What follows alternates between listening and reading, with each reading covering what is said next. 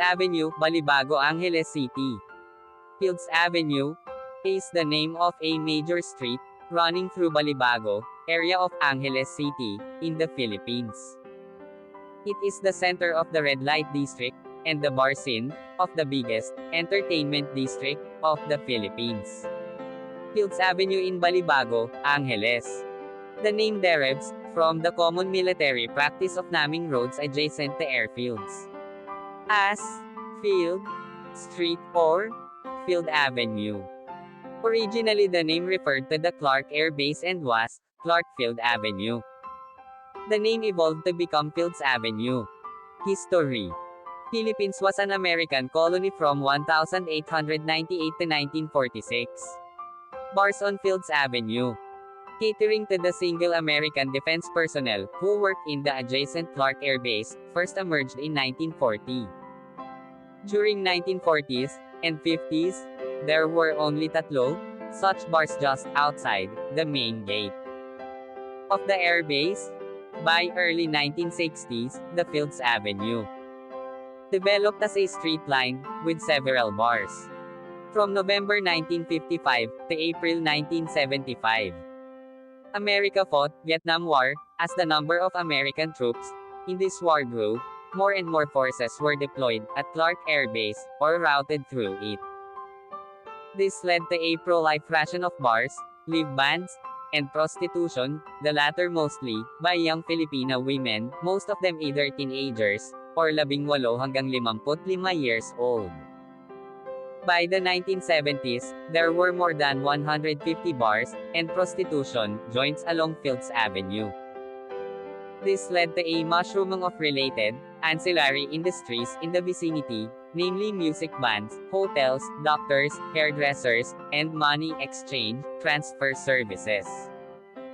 In its heyday, Fields Avenue provided direct or direct employment to nearly 20,000 Filipinos, including plumbers, electricians, and security guards. In the 1980s, though the American presence remained steady, the bars and prostitution shops continued to proliferate. Many bars and prostitution dens were owned by Americans, as well as local politicians, thus leading to a nexus between the locals, politicians and American military and ex-military personnel. With the withdrawal of American Defense Forces from Clark in 1993, many of these establishments changed hands but continued to do business. As Clark was turned into a special economic zone, says, these bars and prostitution joints changed their clientele to suit their new customers, Japanese and Korean businessmen. Restaurants serving food from these countries began to appear and signboards in these languages were put up. The period from 2000 hanggang 2010 saw further expansion of these joints, as the area was relabeled as an entertainment district. While prostitution was officially banned, girls working here were simply redesignated as guest relations officers, GRO, and prostitution continued in practice. Since then, bars and prostitution joints have continued to proliferate and expand. The extent of these establishments has continued further on both sides of Fields Avenue, and many smaller streets of Fields Avenue also sport smaller such establishments. In 2010, a section of Fields Avenue at the end where it meets the N2 MacArthur Highway was named as Walking Street, mimicking Walking Street in Pattaya. This section was made pedestrians only, with road traffic banned from 6 p.m. to 6 a.m. People arriving by air either take a taxi direct to hotel or a jeepney to Main Gate Jeepney Terminal located between the North SM Mall, Fields Avenue to South and Bayanihan Park to East. Those arriving from Manila by bus, ask the driver to drop them off at the corner of Fields Avenue and MacArthur Highway, or alight at Capas Angeles Transport Terminal, which is also walking distance from Fields Avenue and the MacArthur Highway.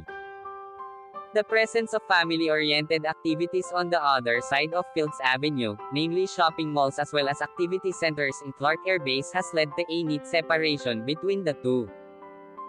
Fields Avenue tends to cater more to single foreigner men, and sometimes women too, with at least 5 bars featuring gigolos and gays, while the rest of Clark caters to family-based entertainment. Fields Avenue remains among the safest streets in the region, with restaurants and hotels.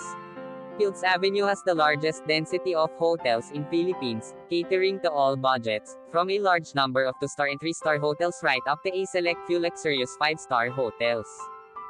Many of the bars and hotels in Fields Avenue have restaurants attached. Fields Avenue has among the largest variety of restaurants in Philippines, with cuisines ranging from European, continental, Japanese, Korean, Australian and a select few restaurants serving Indian, Arabic and Filipino food. The Binlimat restaurants tend to have long opening hours, most of them open late and close late, up to 4 am, though a reasonably number of them open early, around 7 am. A few restaurants are open 24 hours. Most Filipino and international fast food chains including McDonald's, KFC and Jollibee have at least one branch along or near Fields Avenue.